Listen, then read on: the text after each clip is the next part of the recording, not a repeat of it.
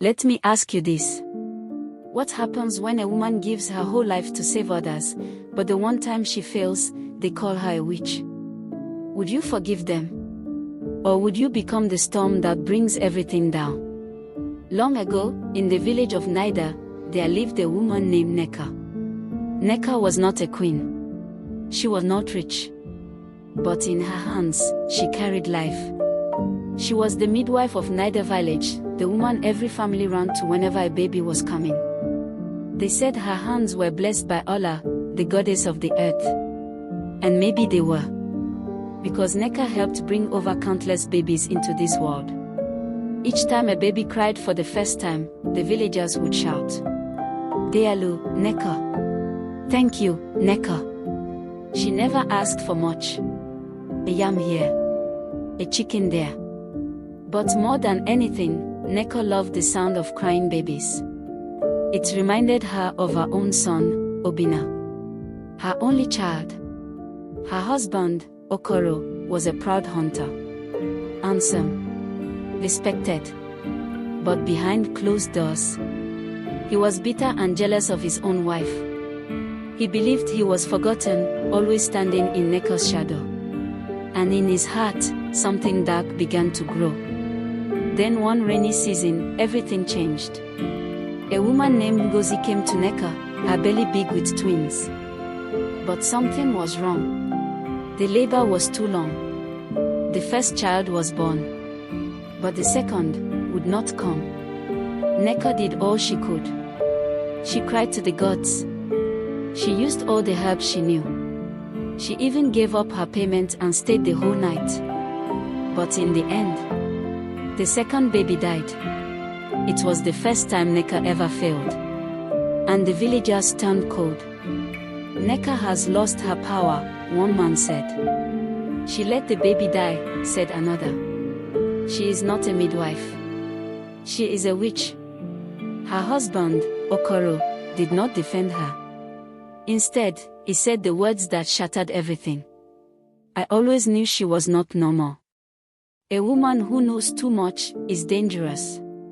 Just like that, her name became poison. Mothers no longer called her. Children ran from her. She lost even her only child. Men whispered behind her back.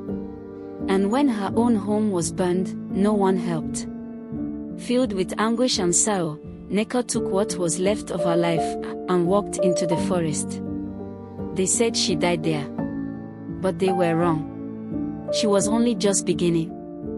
They thought she would die in the forest. But the forest does not kill women like Nneka. It transforms them. The trees of Ophia, the forest of sorrow, had not seen a soul for many years. People said it was cursed.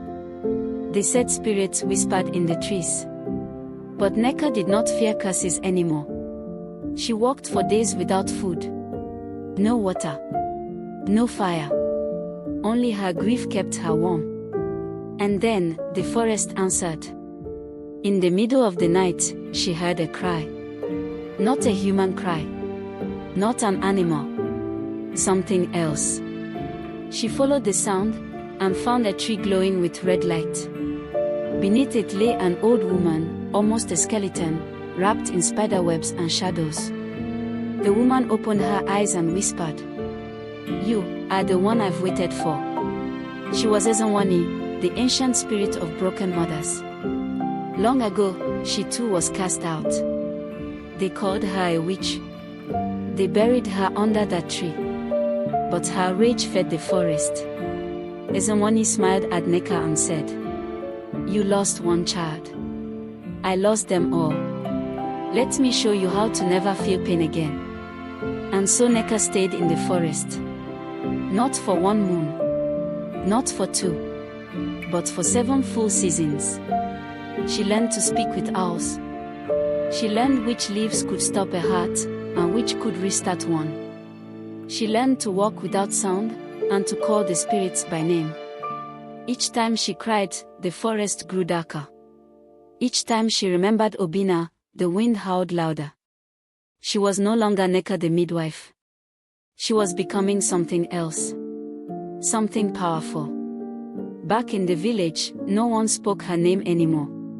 Okoro married a young girl named Amora, and said, "Now we are free of the witch." But strange things began to happen. Babies were born with no breath. Crops spoiled in one night.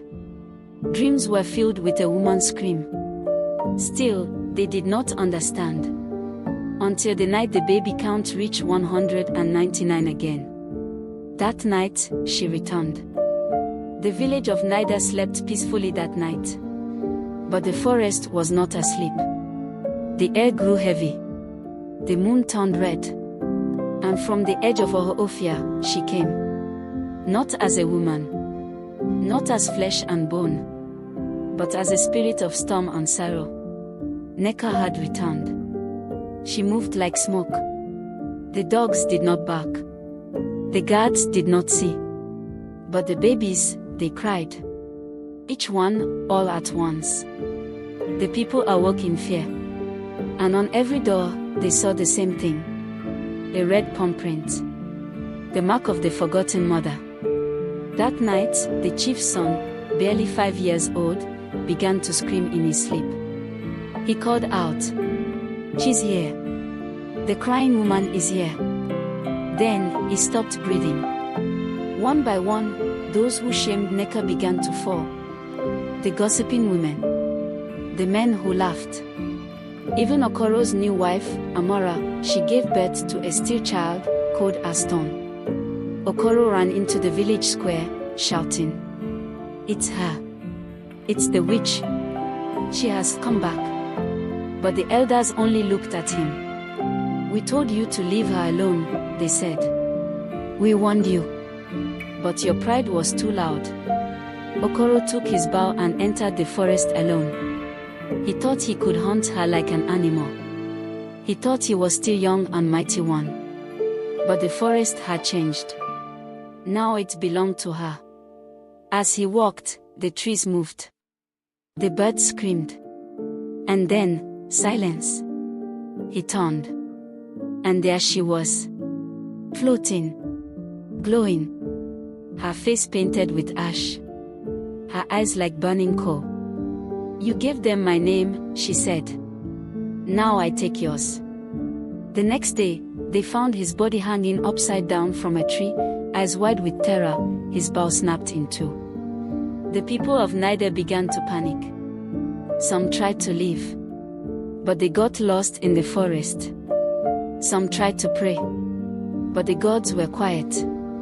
And every night, the babies cried. "Why is this happening?" they begged. But the answer was simple. They cursed the mother of life. Now, death had come to live with them. By the time the sun rose again, Nneka was no longer a village. It was a place of mourning. The market was silent. The laughter of children was gone. And every mother held her baby tighter, praying the crying would stop.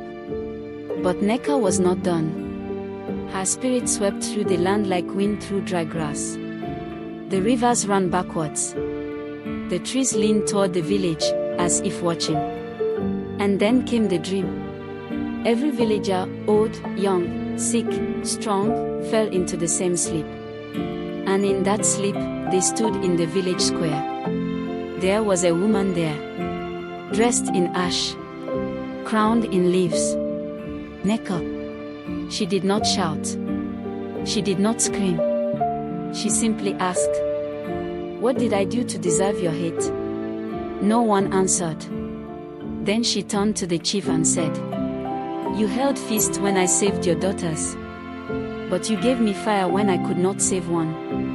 To the elders, she said, "You called me mother of the people when I gave you 199.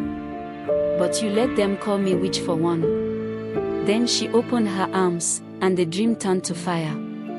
The huts burned. The ground cracked. And in the sky, her name was written in red. Nneka, Mother of Spirits. When the people awoke, the chief fell to his knees. "We were blind," he cried. "She was our savior. And we made her our curse." So they gathered every child in the village and walked to the edge of the forest.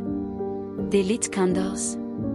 They brought yams, chickens, beads. They poured palm wine into the soil and begged, Nneka, forgive us. The wind did not speak. The trees stayed still. But the crying of the babies finally stopped. She forgave them. That night, a new midwife appeared in the village. A young girl named Chioma. No one knew where she came from. But she had Nneka's calm eyes, her gentle hands, and her voice, when she spoke, felt like home. Chioma never asked for payment. Only that the village remembered the name Nneka, that they honor her for their generations to come. They did. And to this day, mothers still visit her place of honor. They bring their newborns. They whisper their thanks. Because they know it was not a witch who haunted them. It was a mother, a spirit, a legend. They turned her into a ghost, now she haunts their bloodline.